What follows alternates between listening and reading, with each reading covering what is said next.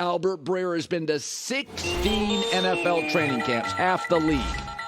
That is a lot of travel. Well, I mean, the guy was off for weeks at Nantucket or Martha's Vineyard sunning with celebrities. So, okay, you've been to all these camps, and I'm reading all these names. Give me one or two teams that you went to camp and you went, they look a little better and more hopeful than you thought going in. Yeah, I mean, one would be Atlanta. And, I think they've got a real chance to win the NFC South. And a lot of people aren't talking about them because of the quarterback. But, I think you look beyond that. They've really built up the lines of scrimmage. I think they're going to be good on both lines of scrimmage. That'll put you in every game. They're talented on the back end of their defense. They signed Jesse Bates. AJ Terrell is one of the better young corners in the league. Their offensive skill is really good, with now Bijan Robinson joining Drake London and Kyle Pitts. And they're supremely well coached. Like, I really believe that Arthur Smith is going somewhere. And I think you saw it at the start of last year when they got off to the quick start. They didn't have the depth of talent for that to stand up. But I think Atlanta's one team to watch, particularly because of the division they're in. And then the other one's the Seattle Seahawks. Now, I think San Francisco's got the best roster in the league, so it's going to be tough to keep up with the Niners in that division. I just think Seattle's more talented than a lot of people realize. Yeah. They had a bonkers rookie class last year, if you look at it. The two tackles, the two corners, Boye Mafe, Kenneth Walker, like just loaded rookie class last year. And they think this next rookie class coming with guys like Witherspoon and Jackson Smith and Jigba is going to be close to as good. And that gets people there thinking this could be the front end of what they were dealing with 10 years ago, where they hit home runs in 10 and 11 and 12. They really feel good about their talent. And you can see it when you're out there, and you can see the competitiveness, and you can see the hallmarks of what they were 10, 11, 12 years ago. So I'm not saying they're going to win a Super Bowl or get to two, but, I think Gino's the right kind of guy for this team, and they've got the right kind of talent around him. And I'd be surprised if Seattle wasn't in the playoffs. Yeah, it's interesting. You're the second person in a week that has been to Seahawks camp and has said, man, they are young, fast, and athletic, and Pete knows it. He's leaning into it. So you're the second person to say that. Now, you're going to be attending the Texans-Patriots tonight. CJ Stroud, Buckeye, you know him well. I don't see a ton of juice, but he's big. He moves well enough. He's accurate. What's your guess on what we see?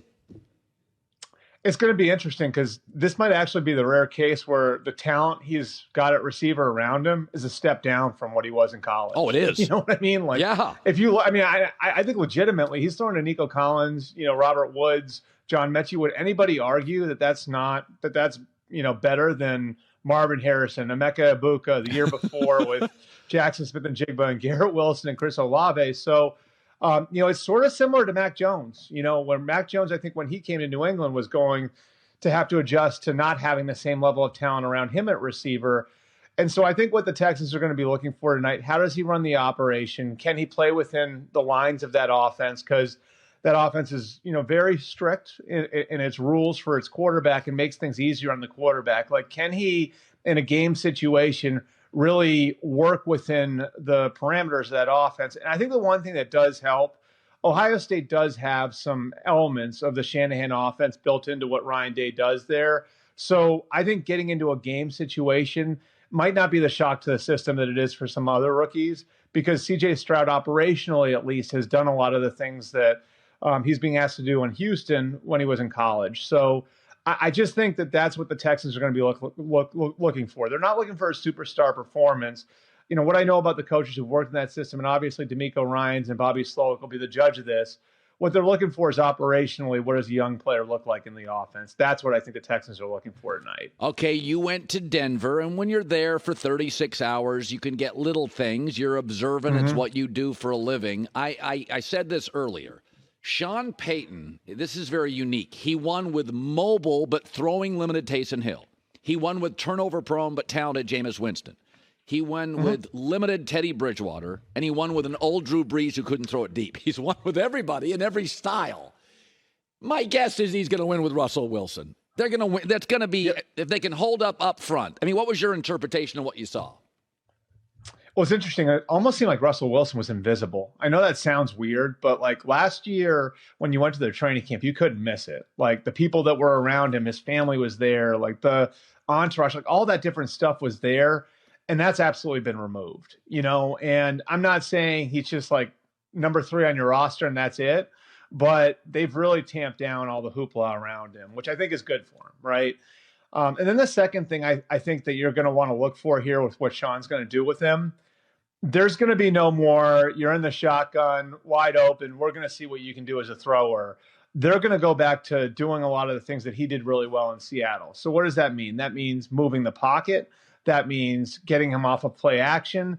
That means getting him a clear picture out there. Like, that's the stuff that Sean Payton's looking to do for Russell Wilson so they can get a clean assessment of where he is as a player deep into his 30s. And, again, like, I think this was sort of a process that Russell had to go through. He personally wanted to see what he looked like playing in like a Peyton Manning or Tom Brady type of offense. And he got that last year. Nathaniel Hackett built that for him last year. We all know how that went. So I think now a lot of this is going to be going back to what you did well for all of those years in Seattle. And that's a humbling pill for him to swallow, because that means the Seahawks were right about a bunch of things. But that's what Sean Payton's going to build for him. And I think if he buys in, it'll work to at least a reasonable degree. And it was interesting. So yesterday, Aaron Rodgers got his first look at a non-Jets defense. And it wasn't pretty, and they struggled at tackle, and they struggled in protection. And, Albert, I said this, that essentially all these teams are just companies.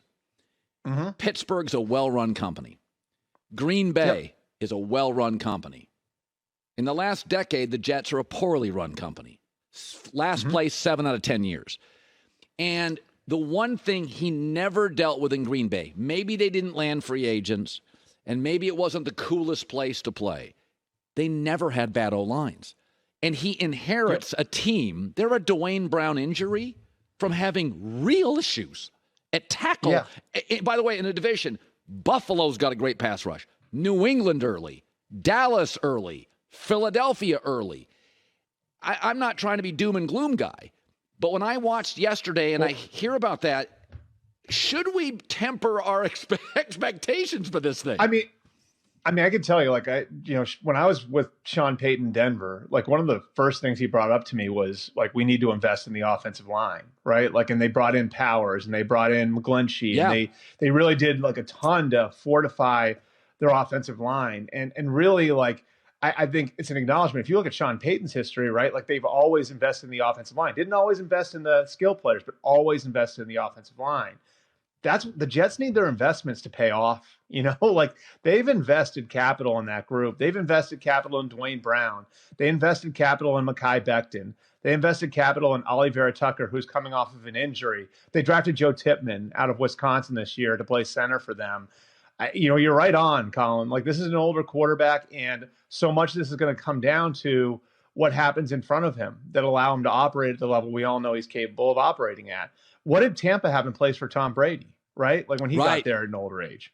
An incredible offensive line. They drafted Tristan Wirfs out of Iowa, and he was almost instantly one of the best offensive linemen in the league. They had Donovan Smith on the other side. They had, Ryan Jensen at center. Like, that's what it is. And so, and you want to look back to what Brett Favre did in Minnesota. What did they have?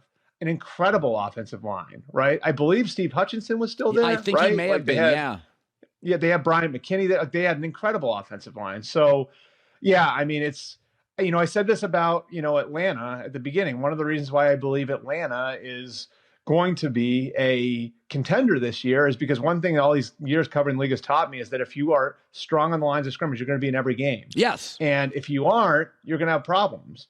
And so, I mean, that's the part of the Jets that a lot of people aren't paying attention to, is that Joe Douglas and Robert Saleh have invested a lot in that offensive line.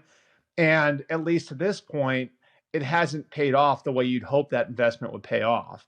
They needed to pay off to get the most out of Aaron Rodgers this year. And so, again, that means guys like Becton and Brown and Vera-Tucker and Tippmann playing the way that the Jets think they can. Hi, everybody. Thanks for watching. Subscribe here to get the latest from the show. Also, be sure to check out more of the best clips from The Herd or go watch a few segments from other shows on FS1.